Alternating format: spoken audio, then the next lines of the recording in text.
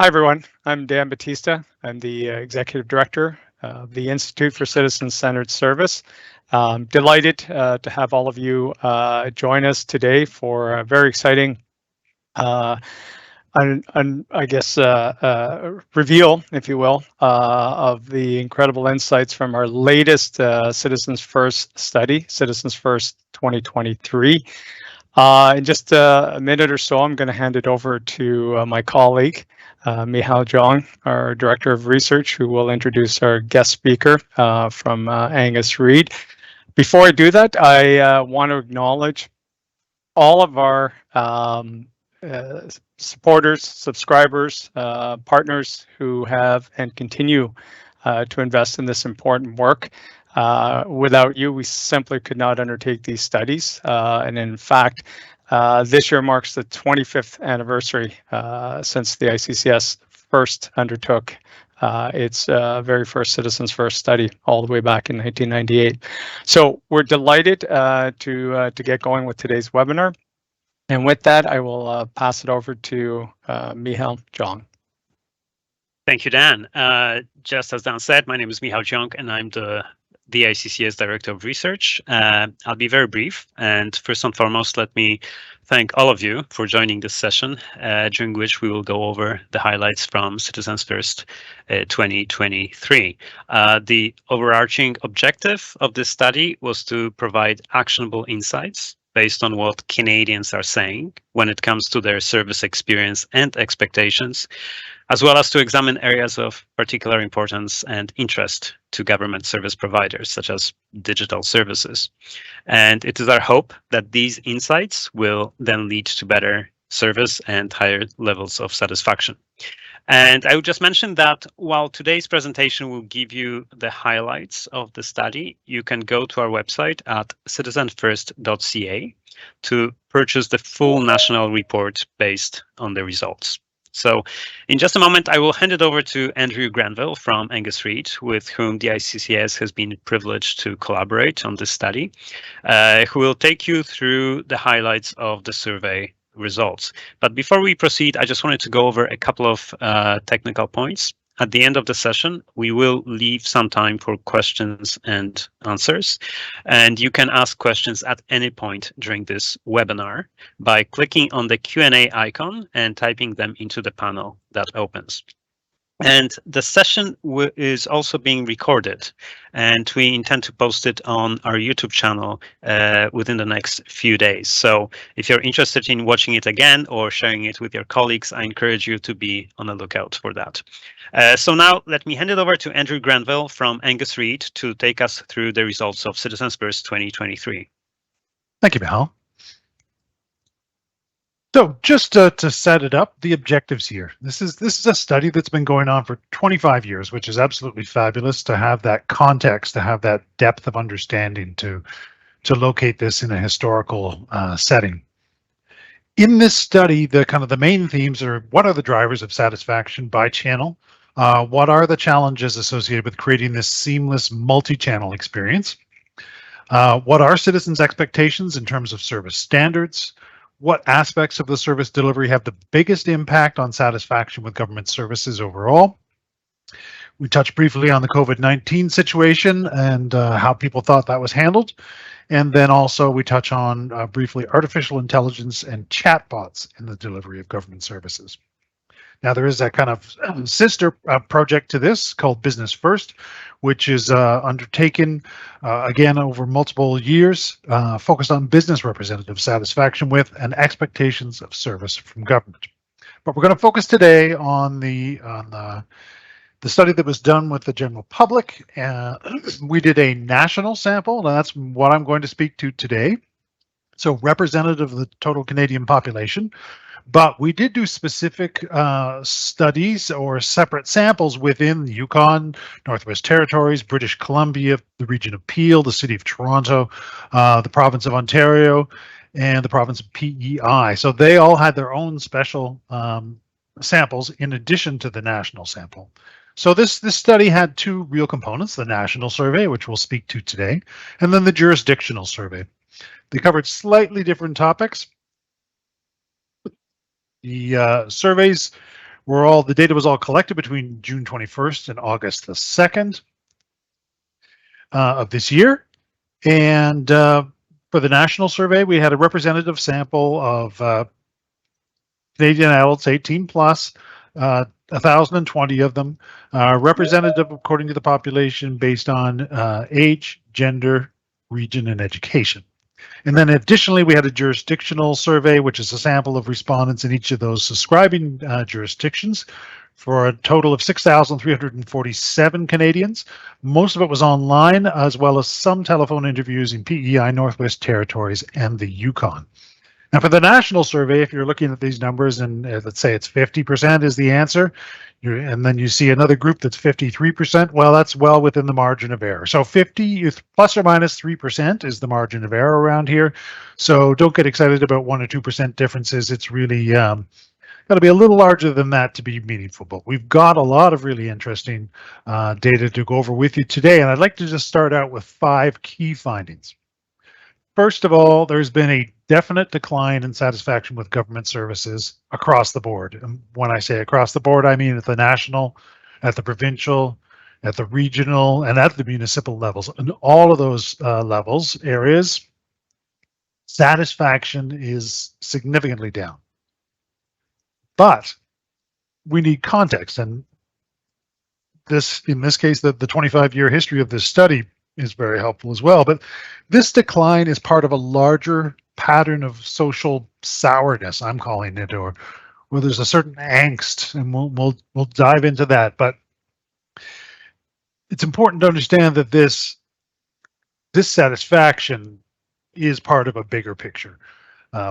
Now, we also have found that online services are here to stay. Certainly things change with COVID, but in some ways they're not changing back. It is the preferred access point for many citizens.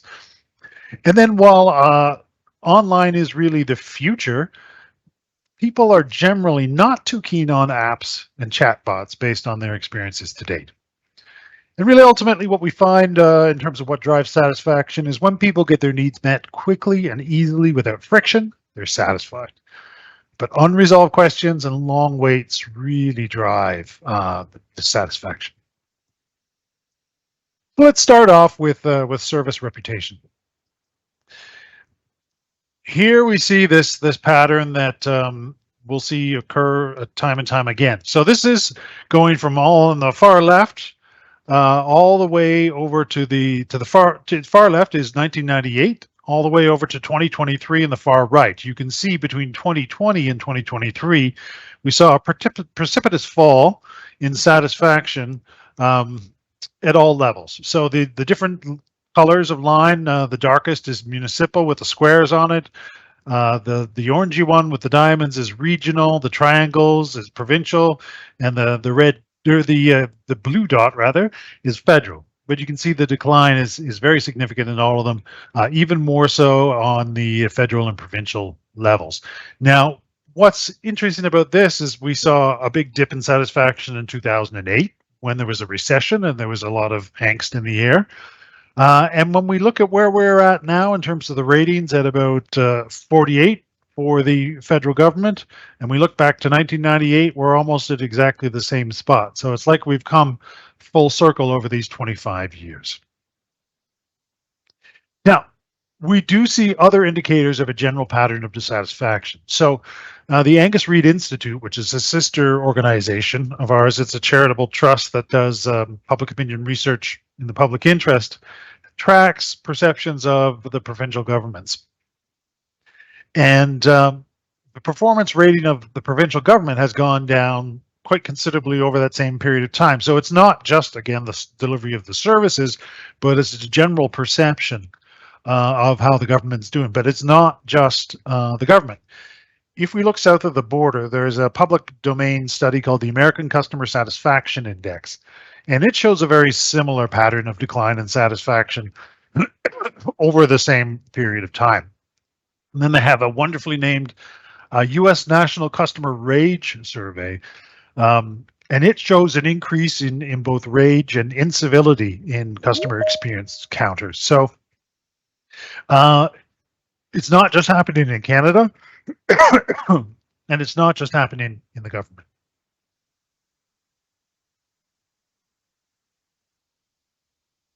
Just to give you a sense of the sourness, this is a question we asked a couple of months ago, not as part of this study, but as another sort of look at where Canadians are at. We asked them to describe how they thought 2024 was going to be. See, the number one answer is stressful, and then unfairness and political corruption and spiraling downward. So these are prominently negative feelings and expectations for 2024.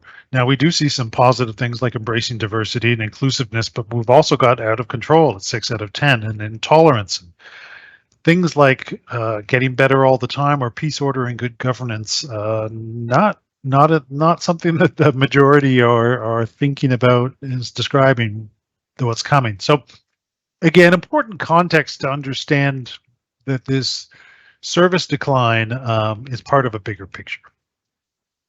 So here we are. Look, this is overall service rating from very good to very poor.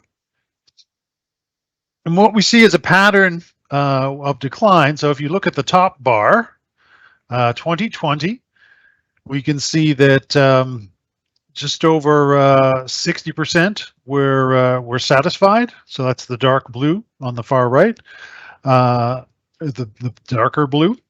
But in 2023, that number dropped down to much lower, to about 45%. So, and you can see that that's municipal government is at the top, regional governments, the next one down, then provincial, then federal, and you can see this pattern of decline is consistent across all of those.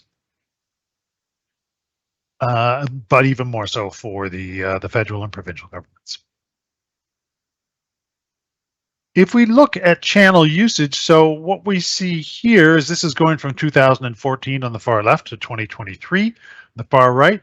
The one thing to probably draw attention to is the orange dot, which is all online. So that's a combination of website and also email. So this is the main channel used for the most recent trends action. So we can see that when the pandemic hit around 2020, that the use of online shot up from 2018, and it remains high in 2023.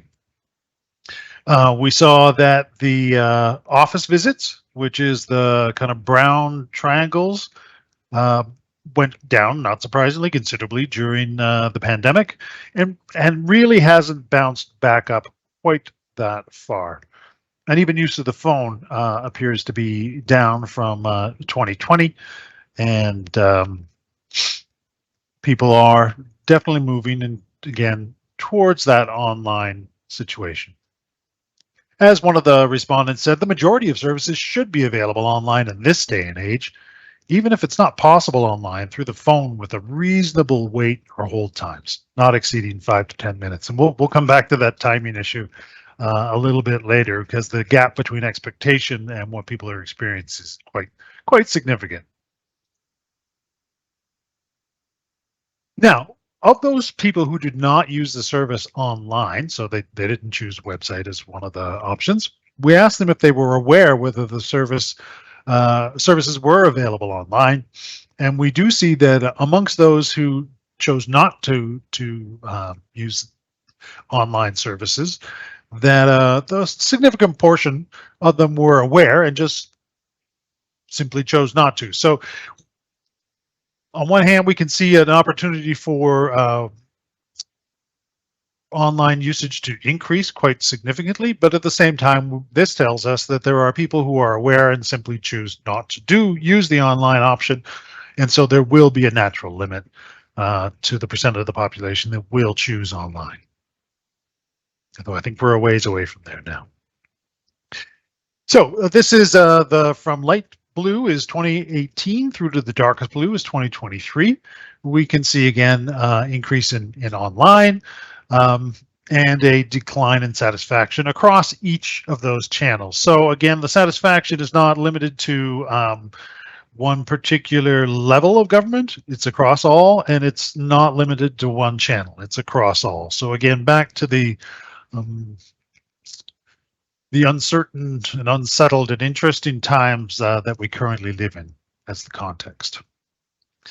Now, we asked people about their preferred method of contact. And this gives us, on the far left, that graph gives us a really nice, clear picture that the choice was between online, on the phone, or going in person. And you can see that the number one choice, the darkest blue in the far left graphs, is online. So 3/4 of people say that's their preferred method.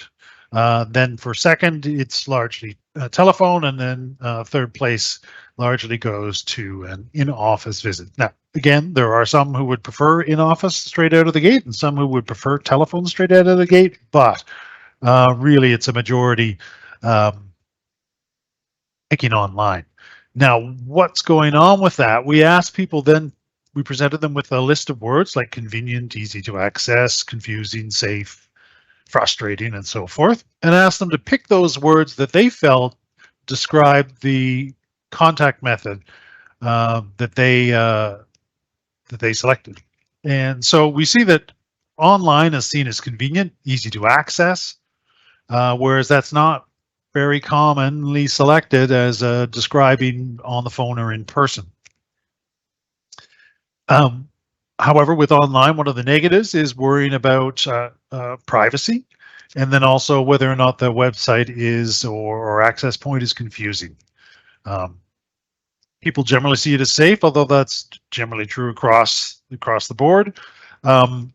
Where people do have problems with things like the telephone or in person is when we look at frustration and it being time consuming. So those are things that are less commonly associated with online and more commonly associated with being on the phone and also being in person. So we then took those attributes and we created the model where we were trying to predict why you would pick that channel as being first, second, or third. So we're explaining the relative ranking for each type of or each service channel. And so what we have here is the result of 3 different models, and the length of the line is the relative importance of that attribute in driving preference for it. So we see that the biggest bars are convenience and ease of access. Those are the 2 big drivers of preference. So if you perceive something as more convenient and easier to access, then you are going to prefer that. And that's true across in person. If you feel that that's convenient, then you're going to make that choice. Likewise for online. If you feel that it is convenient, then it's going to be your number one. Same for phone. Now, what we have with in person is a little different in that time consuming shows up as a barrier. So it's a reason to rank it as your third. Never really gets me what I need is somewhat of a driver for phone and online as a barrier. Same with frustration, but counting on it.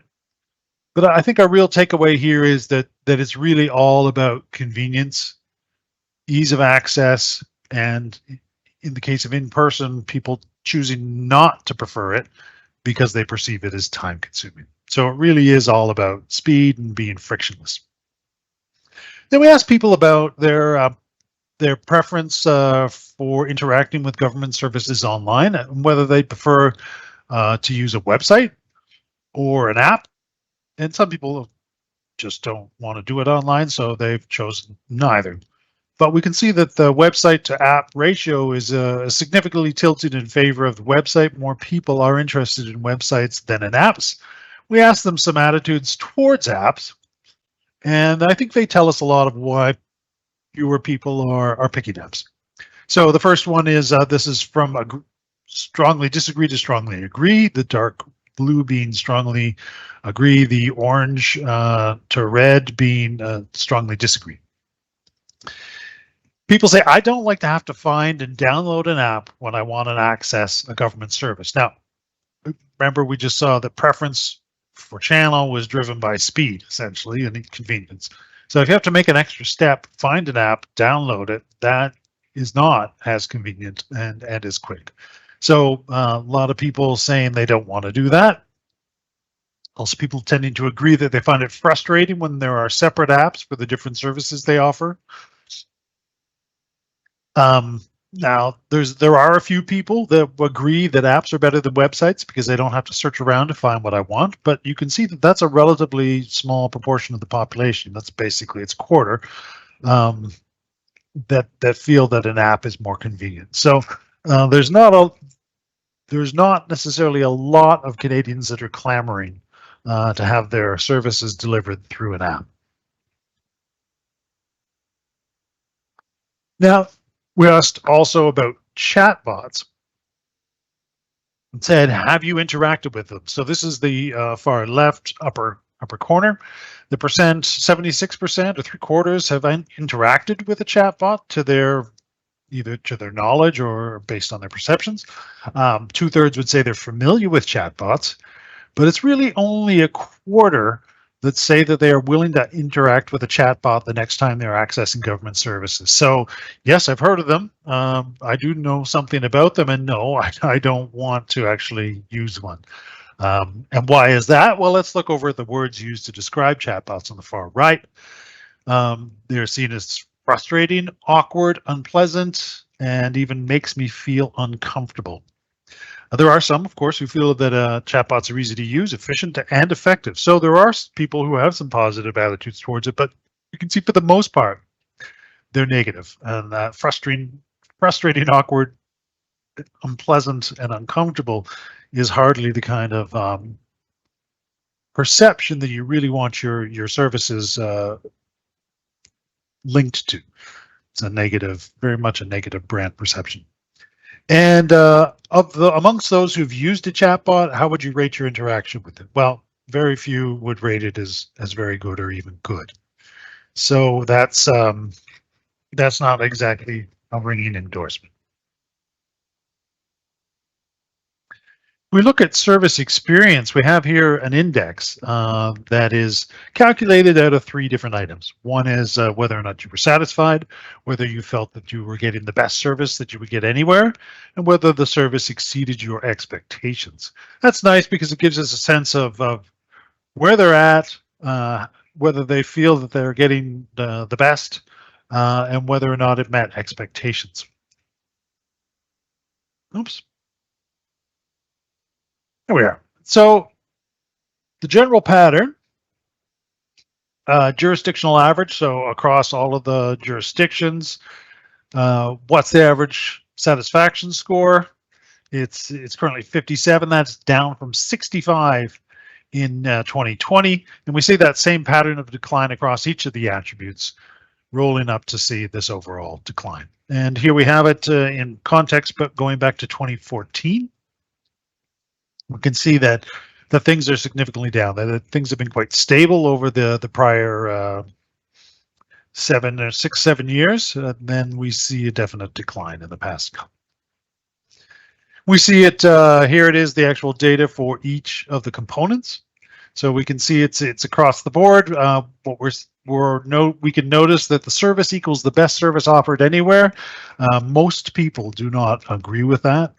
There are some. And 40% is good, but has been better in the past and certainly can be better. And in terms of exceeding expectations, again, not a large proportion of the population saying that service really exceeded their expectations.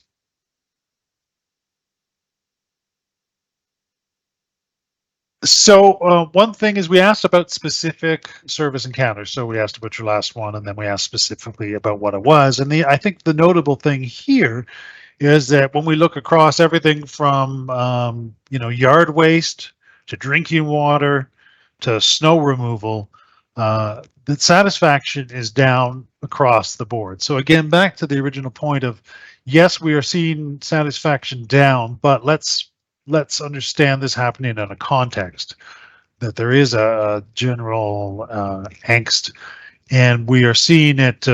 We're seeing it everywhere. It permeates everything. One of the things we did was to do some brief video interviews with the respondents, with some of the respondents. We did them in different jurisdictions, but we also did them international. And I just want to play for you one short video, just a couple of minutes long, that gives you just some sense of where people are coming from. Now, we've seen a general pattern of decline, But that doesn't mean everyone's angry all the time, right? So I've focused on what changed over time, because that's the purpose of a tracker. But it is, and you'll see from here that some people are quite satisfied, some people are not. But what we're seeing in the general pattern is that fewer people are satisfied. So let me just go ahead and start this up.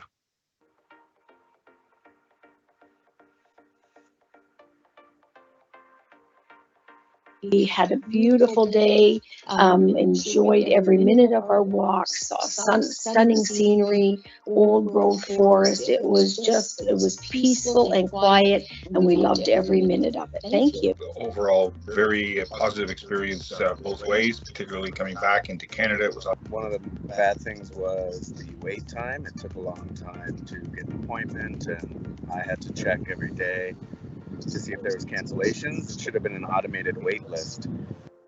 It was mailing a package. The encounter was wonderful. They gave me the best price they could.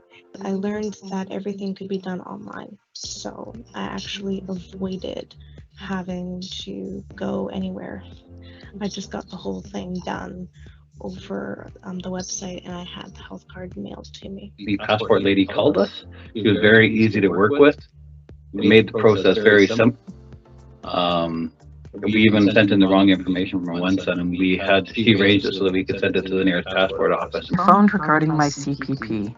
I had such difficulties getting a hold of anyone. I spent hours and hours on the phone. Encounter, I felt it was good. It was pretty easy. I think it took me 10 minutes in total to complete. There was a couple little hiccups, but other than that, pretty smooth. I got my license and we moved on. J'ai vraiment aimé mon expérience dans le parc national. L'accueil des employés au parc était fantastique. Toujours content de nous voir, de nous accueillir, de nous montrer qu'est-ce qui est disponible sur le site. Nobody seemed to have a clear idea or understanding where anything went, the time frames.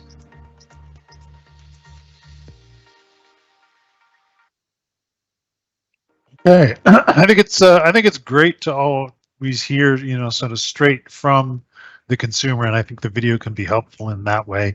I apologize if that was a bit laggy. One of the issues with doing webinars like this is that video is not necessarily the best for broadcast. But for subscribers who got them all, many of them obviously for their own jurisdiction, when you play it natively off your computer, it runs perfectly. So that just gives you a sense of where people are at, some good situations and some not so good situations. So now we just want to focus in on what are the drivers of the service experience. So what we've done here is correlated people's ratings on these attributes: issue resolution, access, staff going the extra mile, timely help. Correlated them with overall satisfaction, and that's the vertical axis here.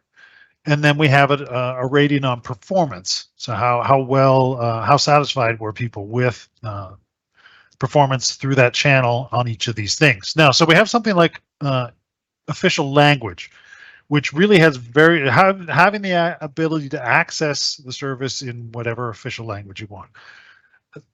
That's something that is available. So the score is very high. But it's really unimportant because people just basically take it for granted. But if we look at things like timely help, staff going the extra mile, timeliness, easy to access via the phone, ease of use via the web, those are areas where performance could be improved, and they're very important to satisfaction. So it's that upper left improve bucket, if you will, that is the area to think about focusing. The things like staff knowledge, ease of access, those are things that you need to keep doing, certainly, but there is opportunity with making the telephone, for example, easier to access, ease of use for online, for the web, and timeliness and timely help. Issue resolution, if you can't resolve the issue, then people are very unhappy. And it is very important to their overall satisfaction or dissatisfaction. So this is, did you experience a problem? What we're seeing is the percent of the population, this is the left-hand side graph, the percent of the population that say there have been experiencing a problem when accessing a service has gone up from 2020, which is up again from 2018. Now, if you did experience a problem, are you happy? No, the client satisfaction index, if we look to the right-hand side, is only 29 if you said you experienced a problem versus 66 overall. So problems certainly are a do bedevil it, and being on the increase are contributing towards that overall dissatisfaction. This is two questions. One is, how long did you spend online looking for information the last time you were using a government service online? And how much time did you spend on the telephone last time you were experiencing using government services? And then the other question, the lighter blue answer, is what's your service expectations? What do you think is reasonable? So for the telephone, the last time people were on the phone with government services, it ended up, they estimated, taking about 24 minutes or almost a half an hour. The time that they feel would be reasonable to spend on the phone is 9 minutes. So like that woman who was trying to get her CPP, get through to the CPP, she was not happy because it took, well, in her words, hours to get there. For a lot of people, it was closer to half an hour, but still not what they wanted to spend. Now, that's not really changed. This gap has not really changed from 2020. But when there's a gap of it basically being things taking 3 times longer than people think is reasonable, then clearly we have a problem. And the same is true of online, with online information. People just want it faster. And when we look at, again, those drivers of preference, what was it? Was timeliness and convenience. Those are really what drives things. So people want a frictionless, simple, not time-consuming approach. Now, this one is, I think, fascinating because these are the CSI scores by the amount of time people spent on the phone or on the website. And the pattern's exactly the same for both. So clearly what people want is something that's going to happen quickly. And they've told us that from multiple angles. And this is, I think, a very stark indicator that once we get past 10 minutes or so, satisfaction starts to really decline. And interestingly, in the world of survey research, we work very hard to try to hold surveys to 12 minutes or less because we know that data quality starts to decline after about 12 minutes. So it's not so different here. After about 10, 12 minutes, people get a little less satisfied and they're not really happy about it. But when you get to 20 minutes and longer, people are really dissatisfied. And again, that rings true for survey research. You just wouldn't even want to do a survey that's longer than 20 minutes because the data you'll get at the end is just not good. So that's our kind of quick tour through some of the highlights. Before we move on to questions, I just want to step back and go back over those 5 key findings. So we have seen a very definite decline in satisfaction with government services. Again, it's across the board. So it's not just happening in at the federal level, for example. It is happening across the board. This decline should be understood to be part of a larger pattern of social sourness, the increasing rage that they're seeing in the US. And when we went over this with some of the sponsors of the survey, they were relating how they were seeing that exact same thing coming back from their front line, that people are just a little grumpier than usual. Again, that online service access is here to stay. So it is the preferred access point for many citizens. It will never cover 100% of citizens, at least not in the foreseeable future, because people do have preferences that might include wanting to go in person or just be on the phone, whatever they're more comfortable with. But when we have 76% of people saying that's their #1 choice, and it does, for some, offer a speedier service because they spent less time on the website than they did on the telephone. Then that's going to continue to drive preference. And again, while online is clearly the way of the future, people are not too keen on apps and chatbots. Now, it doesn't mean that chatbots can't improve, and that doesn't mean that you can't have a killer app that is going to be different. But if you're, and you should definitely test those things if you have something new and different, but just know that the general ethos around apps and chatbots is not particularly positive. And again, what drives satisfaction? Well, it's really all about speed and timeliness. When people have their needs met quickly and easily, they are very happy. If they have long waits, we saw that really starkly with the telephone and the website data in terms of when you have to spend 20 minutes or more, you're just not happy. So it's the long waits that drive to satisfaction, and the quick service encounters that really do drive satisfaction. So I'm going to pause there and pass things back to Michal and see what questions we might have.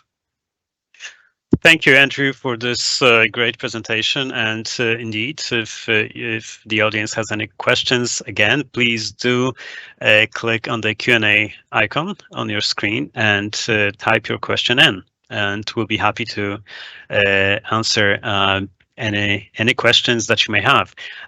So I already see a couple of questions submitted by our audience. So let me just go ahead with the first one, and it's were respondents' responses controlled by ethnicity, race? We do not quota for ethnicity and race in Canada, unlike in the US. But what we do is ensure that the panel is balanced and that the sample that we draw is balanced. So yes, it does end up being representative based on ethnicity, on length of years in Canada if they're immigrants, but we don't actually quota for it beyond ensuring that our panel to begin with is representative and that we pull then a representative sample. And that works well in Canada. In the US, you do have to quota. Excellent, thank you. So the next question is, in the chart of improve, protect, monitor, etc., do you have recommendations around how government can action the future issues concern? The future issues, yes, I should explain the full wording on that. The future is its expectation that future issues will be resolved completely. Or well, and so that is really just giving people the assurance that the answers are there, that what they want to find can be found, that the service that they need is there. So, you know, looking for blah, we've got you covered. Is kind of messaging will give people that positive expectation, and it is the positive expectation that is important, because if they go in thinking that they're not going to get what they want, it's going to be it's going to make those minutes that pass while you're on hold or while you scroll through the website not finding what you want, it makes those minutes even longer if you start out with a negative expectation. So I do think a promise that what you want can be achieved is an important positive message that can be sent. Absolutely. Thank you for that response. Let me now go to the next question, and it's actually directed more at the ICCS, so maybe I'll answer it. Does the ICCS have a process for sharing best practices from best-in-class jurisdictions?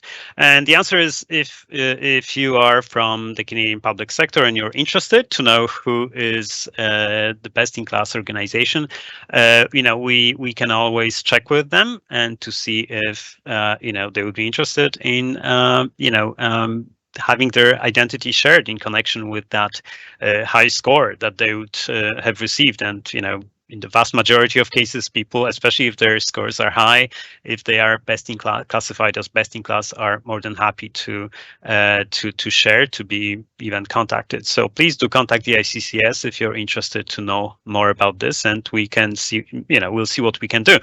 One thing to note, is that, again, in the report or in a presentation like this, the data, we don't share individual jurisdictional data, information, scores without the permission of the jurisdiction. I think that's one of the stronger points of this exercise, that there is that confidentiality, but at the same time, many organizations are more than willing to be open about their performance. So please do definitely contact us if you're interested in this. I might add that in the reports for the jurisdictions, that we show for many of the indicators what the score is for best in class, as well as what the average is, as well as the specific score for your jurisdiction. And I think that's really helpful, because the average obviously gives you a sense of where the center is, but the best in class gives you this thing to aspire to. Like, how good can it be? Wow, that it can be like, how can they be 15 points higher? What is going on there? So it gives you a sense of what's possible, and I think that can be useful and inspirational too. I like that best in class measure. Absolutely, thank you, Andrew. So the next question is, did you get an indication of how chatbots and apps could be improved? So obviously, the very nature of apps is one of the complaints of people, that it, because it's an individual program and they need to download it, that's a barrier. I think really, if you're interested in apps and you have ideas for different apps, that it really is worth taking them out and testing them out. I think when we talk notionally about apps, clearly the general consensus is meh. They appeal to a few people, but for most people, it's just kind of a bit of a hassle. And again, it comes back to that time and sort of frictionlessness of it. But that doesn't mean that you might not have a killer app that people will be all excited about. And again, I would just encourage you to take those concepts out and to test them. And with chatbots. I mean, I think chatbots will probably change really dramatically as AI becomes more user-friendly and more widely developed into chatbots. So we may want to rethink chatbots, because a year from now they may be a totally different thing. They may be incredibly easy to use. So I'd say there's a wait and see on that. But right now, the general expectation, based on people's experiences with early chatbots, it's not positive. So don't expect that just saying the words chatbot is going to get people excited. It's more likely to have them kind of curl up their lip and saying, meh. Absolutely. Thank you. Thank you for that answer. So the next question is, can we have a copy of the presentation deck? So we're not sharing the presentation deck as such, but we will be making the recording of this webinar available on our YouTube channel. So you can come back to it at any time and see it in full. And that should be available within the next few days. So again, please be on the lookout for that. So let me see if we have any additional questions. I don't see anything at the moment, but maybe, Andrew, so as we wait for additional questions, maybe I was just curious, because we do, obviously, we've observed the scores being lower, and you did mention that there is this broader context in which, overall attitudes have kind of declined and so on. And I know Angus Reid have been doing, a lot of work in that space as well. So I was just wondering, maybe you could expand on that a little bit more. I know that there are many interesting insights that come out of your organization in that regard. Yeah, so we look at satisfaction with government, obviously, and just general mood, and really people are feeling under pressure. There's a significant proportion of the population that are experiencing a significant amount of economic pressure, and that leads to general angst. The people who aren't necessarily feeling the pressure, it's still in the air, and you can see that.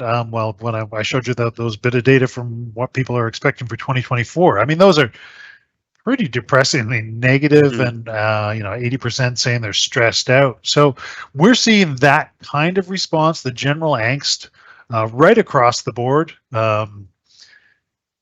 Obviously, when people talk about politics, it's there's not a lot of optimism in the air, and even when they think same thing about the economy and having just gone through COVID and some kind of life upending things, the mood of the nation is kind of ugly.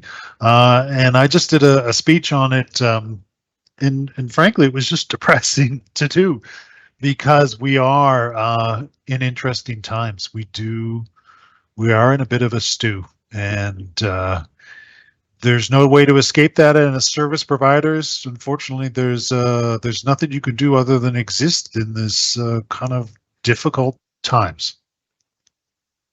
I don't envy the people on the front line. Absolutely. I think, I think that's one of the obvious things as well. So no, thank you for that insight. So I see that we have another question. With respect to improving timeliness, are there any insights into what specifically could be faster, for instance, when registering, applying, or follow-ups to a service? Well, we didn't get into the level of detail I think that you'd need to do there. I think that's probably something where you'd want to do some user experience research qualitatively, and look at what could be changed and get into the specifics of the service. Here we're talking a bigger picture, right? We're talking 25 years of context around satisfaction. And so this, I think, gives you that beautiful big picture overview, but for the specifics of exactly how to make things frictionless, then I think you really need to get into user experience research. Absolutely. Okay, so the next question is, are government institutions actively considering these results and intending to action? It's one thing to share with citizens, but how do the key stakeholders respond? So maybe I'll start, because obviously the ICCS, we work directly with various governments, including jurisdictions who participate in these studies. In Citizens First 2023, we had 8 participating jurisdictions representing all levels of government from across Canada. And we know that especially the organizations who participate in these studies, they get their own separate sets of results. So obviously what we're talking about today are the highlights at the national level. But for individual jurisdictions who subscribe to the study and take part in the study, we also produce jurisdictional decks, which are very similar to what you've seen, but with results specific to that jurisdiction. And definitely they use it internally to influence their strategic tactical decisions when it comes to service provision. And in fact, our research is part of their service improvement cycle, and many jurisdictions have been part of it for many, many years. And we know, in addition to, obviously, we do invite, any jurisdiction in Canada, be it, federal organizations or provincial, territorial, or municipal, to take part in this study as a subscriber. But also, obviously, these results are available for anyone to purchase and to reference. And we know that many organizations do use the results, even though they don't always participate directly, to help them, formulate their action plans as they move forward. So yes, absolutely, we know that it is used extensively by public sector here in Canada, and also I'm going to say, some jurisdictions from outside Canada, even though the results are specific to this country, many jurisdictions are also actively looking at these because of the insights that it provides. So yeah, so that's my take from the ICCS perspective. I'm not sure, Andrew, if you have any take on this. No. I personally, I'd love to know more about how it is being used. But I do think it's a really powerful data set, and I can see where it would be really applicable for a lot of different jurisdictions. Excellent. So we do have a few more questions, and we do have some time. So let me go to the next one. In past CF reports, you have provided recommendations to address specific scores issues. Do you include recommendations in the 2023 report? Short answer is yes. There are recommendations and key takeaways for many of the points, and we do have descriptions and commentary on each slide. Here we've just stripped a lot of that stuff out just to make it easier to read. Absolutely, and if I may just add, yes, this is the purpose of the study as well, to present the data, but also to provide it in a little bit of context and to provide suggestions, recommendations. Obviously, we can't. There are limits to how specific we can be in those, but definitely we think the data does suggest certain trends, certain direction, and there are certain ways that kind of emerge of responding to this. So this is something that definitely we strive to do in our research. Okay, so the next question is, did you receive any insights on how to overcome the general angst, social sourness? No.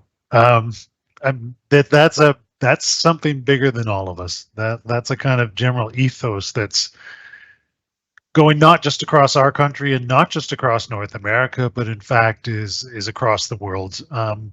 There's a study by Edelman Public Relations that looks at trust globally, and they've been tracking that for a number of years.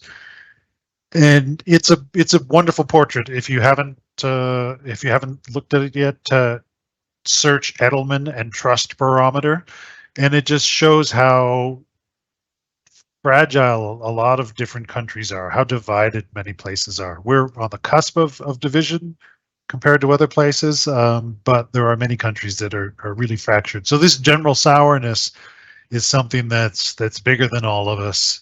It washes around the whole world at this time right now, just like the pandemic did.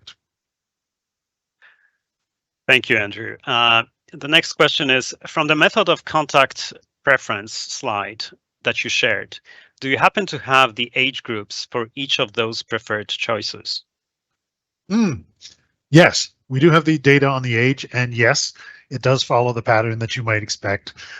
Those people that still prefer phone or in person tend to be older. So yes, there's very much a generational effect there. If I think of my 20-something children, I can't imagine them picking anything other than online first. It wouldn't happen. It's the world that they've grown up in, and they couldn't imagine otherwise.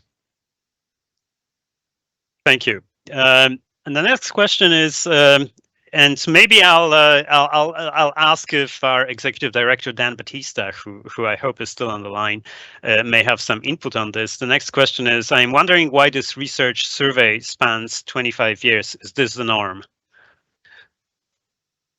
Yeah, I'm right here, Michal, and I noticed that question, and I was thinking about that.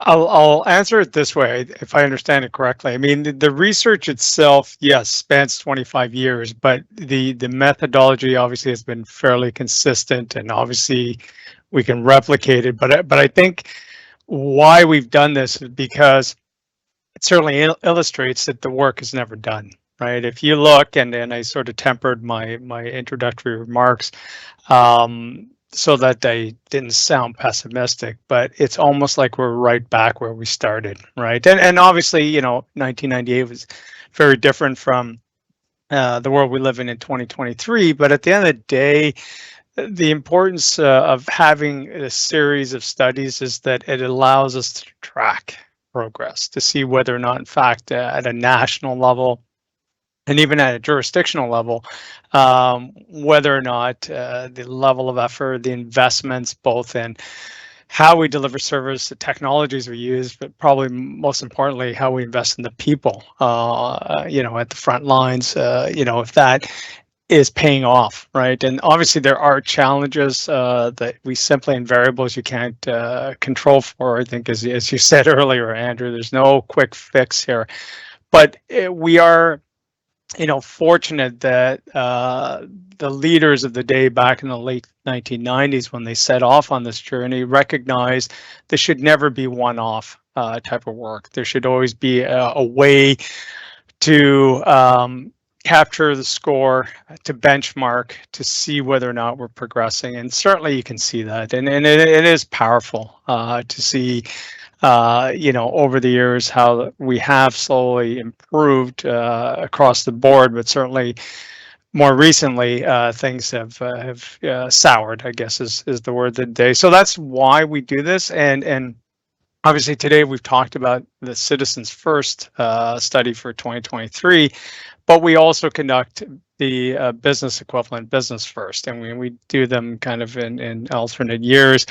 because it's essential to understand how Canadians and Canadian businesses are experiencing government services, and whether or not governments are in fact closing that gap between the expectations that they have of service from the public sector versus the actual experiences. And you can see that we are certainly struggling across many fronts there. So that's really why we do this, and we've been doing this over 25 years, is so that we have that insight and we can move and carry that forward in terms of the collective work of governments across Canada to improve service delivery.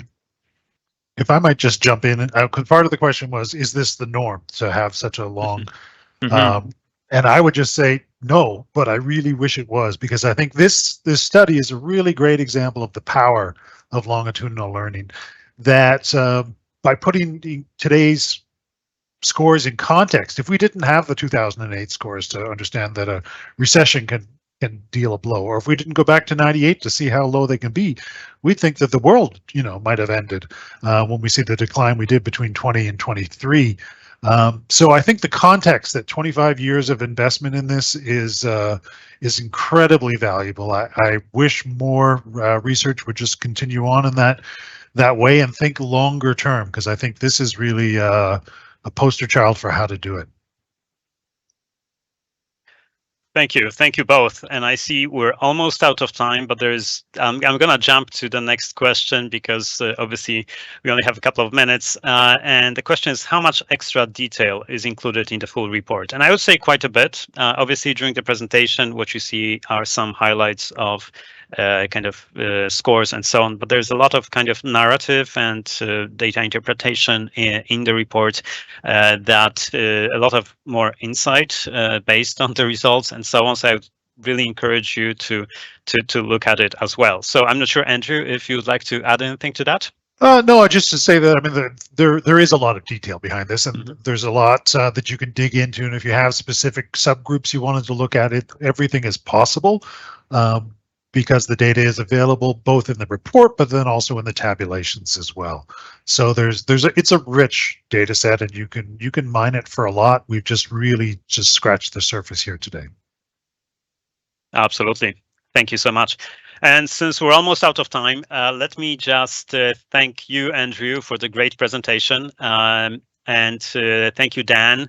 And thank all of you for joining us today. And again, I do invite you to visit our website to get the full report. And if you do have any questions, or if you have just comments or suggestions for the future of this research, please don't hesitate to contact us. You can email the ICCS at info@iccs-isac.org, or you can find my email on our website and email me directly.